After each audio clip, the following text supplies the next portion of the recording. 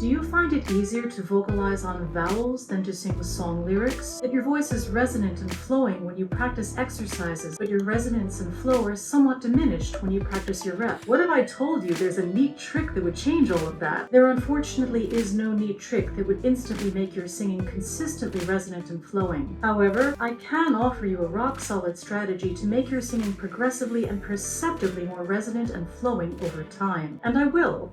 First, a brief detour to talk about talent. These days, we hear all the time about how talent is overrated. In The Talent Code, Daniel Coyle argues that there actually isn't such a thing as innate talent, unless what we mean by talent is the embrace of a skillful, committed practice. While he has a point, we remain in a culture that is utterly obsessed with the discovery and adulation of talent, particularly where singing is concerned. What other explanation could there possibly be for the proliferation of TV talent shows like Star Search, American Idol, The Voice, and America's Got Talent? One of the things I find fascinating about these shows is that the B-roll footage always shows the singers who have advanced a few rounds working with vocal coaches. We see them improving, and they talk about how much these coaches helped them. This demonstrates that your skills can be improved, provided you have talent in the first place. The unspoken implication is that in the absence of talent, there's no point trying to train you. The same thing holds true for other pursuits. It's the kids who demonstrate an aptitude for sports or math and so on who get the specialized training. So no matter how vociferously we proclaim that talent is overrated, we remain a culture in love with discovering talent. If someone does not demonstrate an early special aptitude for something they enjoy doing, they're at risk for internalizing the myth that there is no point in training them. Thus, talent, the way that a given skill seems more intuitive and accessible for some people than it is for others, is not overrated. It is true that talent alone will only get you so far. That's the reason for all the B-roll coaching footage, not to mention scholarship funding for Juilliard students. But many people who long to sing are surely watching these TV talent shows and sighing, wishing that their voices were more beautiful, flexible, and expressive, and believing that they never can be. I am confident that many, even most of these would-be singers do have the aptitude to sing the way they long to. Their biggest obstacle is the internalized belief that they lack talent. In The Talent Code, Daniel Coyle attempts to redefine talent as the ability to practice strategically and consistently, but his reframing is far less useful than I wish it were. I say this because the most important prerequisite for practicing intelligently and consistently is the belief that it will get you the results that you are after. It's very difficult for that belief to take root when it's in competition with the powerful, internalized, unconscious assumption that only the intuitively gifted will succeed. Now, I am going to explain how you can make your singing more consistently resonant and flowing. However, I can't persuade you that applying these ideas strategically and consistently will get you the results that you're after. That is something you will have to discover for yourself, and you will likely encounter and need to vanquish internalized beliefs about aptitude along the way. When we refer to beauty of vocal tone, what we are talking about is resonance. Please see this 1-minute video I made that offers a solid explanation. We resonate our voices by shaping the highly malleable space inside our mouths and throats. Resonance is a skill that can be developed and expanded. Do some people have naturally beautiful voices? I honestly don't know. What I do know is that I initially brought a great deal of throat, tongue, and jaw tension to my singing, and that when I was able to alleviate that tension and train my articulation and resonance anatomy, my voice became progressively more beautiful. Helping my students to do likewise has yielded similar results for them. Alleviating tension is part of conditioning our vocal anatomy. In this video, I will apply the ideas I shared last week about how to coordinate our vocal anatomy for articulation, how we move our mouths to produce the vowels and consonants that comprise song lyrics. Take a moment to recite the lyrics of a song you love, or just read this sentence aloud.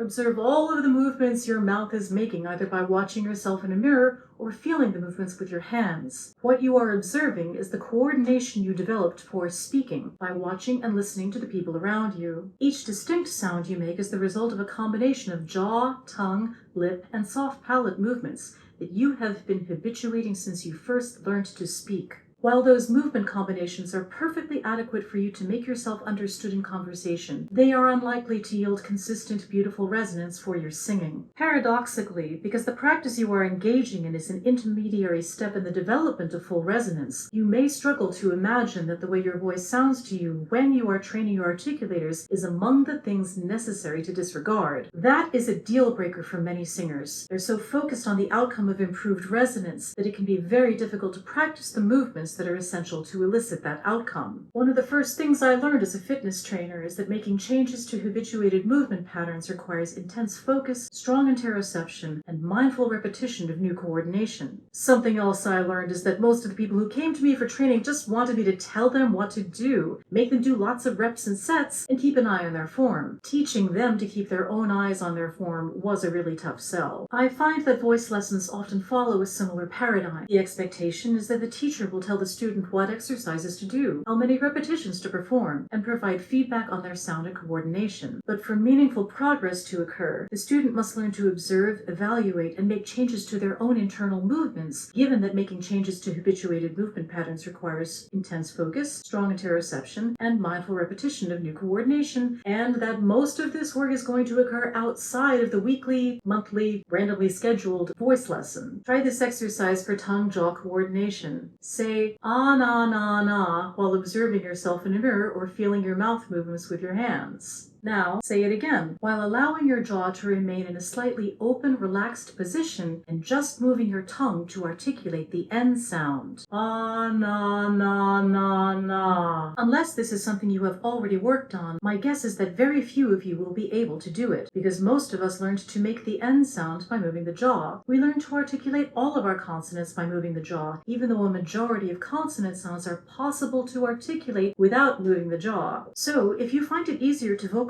on vowels than to sing song lyrics, that is one of the big reasons. You are closing your jaw every time you articulate a consonant, and the movement unnecessarily diminishes your resonance space. When a consonant does require jaw movement, it's important to learn to execute that movement swiftly. There are other significant components of articulation coordination that contribute to consistent resonance and flow, including, for example, learning to engage the lips more than we generally do in habituated speech. But those components are finite in number, and all can be learned and integrated into your articulation and resonance strategies. I built my articulation for singers self-study course because I realized that advising my students to move your tongue and not your jaw over and over again wasn't cutting it. I included exercises for pretty much any sound you would need to articulate in several languages. To thank you for following my YouTube channel, please subscribe, and to support your practice, I'm offering it to my viewers for free for a limited time. See below for a link. All I ask in return is that you give it a whirl. Your awareness is your most valuable currency. If you would also like to show your appreciation via more tangible currency, please subscribe to my blog at the